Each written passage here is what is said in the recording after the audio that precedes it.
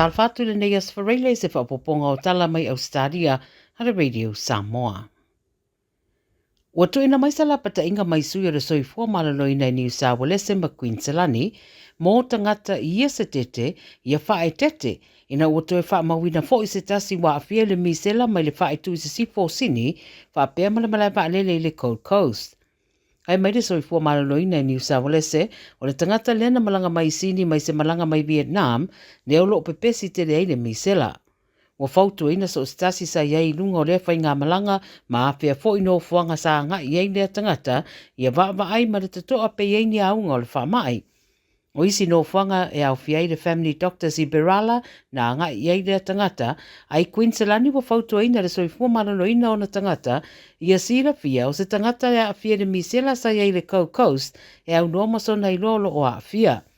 Ai mai o so stasi sa ilunga o le whainga malanga le Qantas QF5 i waono, mai le malaiba ale le isini anga i le Gold Coast, le ana taunu u le awhareiwa le poles to a se fulfitu o Januari, fautuaina ia sira po iei aunga o le misela.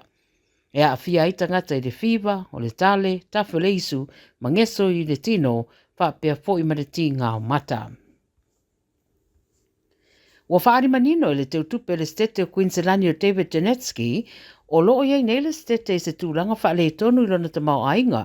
ma ua o ana ai Tala Fou leo atu i le fast food wafel tangata i le tonu o le tolu tausanga, pe a whaatusa i le tūranga o iei nei, ma o se tūranga maua tele leo ai Tala Fou. O loo una ia le maloina ia whaatu mawina pēla na folfolanga na whaia, i le teime o whai ngā pālota ina ia whaititia ai Tala Fou, e ala i le toi whatu una inga o unanga.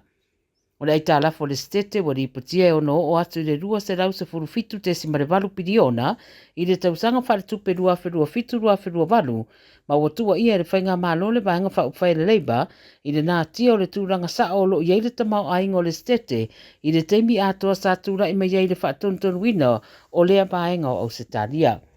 O wala awai nei le teu tupe o le stete na ia sira totoa i le tala whaatatau o le tupe na ia toe whaale leia le tamau ainga ma ua whaeroa fo i le malo o le atangtanga i fo i awala e whae titi ai tupe alu.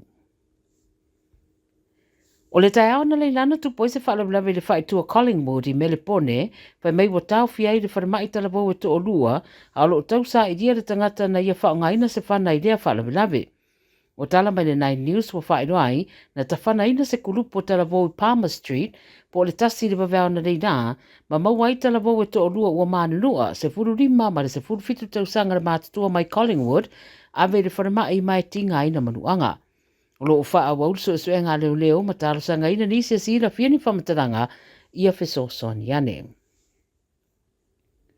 E tō ruari iwa mōria i le whaori mai leo o Saviri po leo e leo whai ngā ruenga i se tasi o mga ala pisi i sini ma na mana o mia i le whai o ni ngā ruenga la vea i se tasi o malo le malo.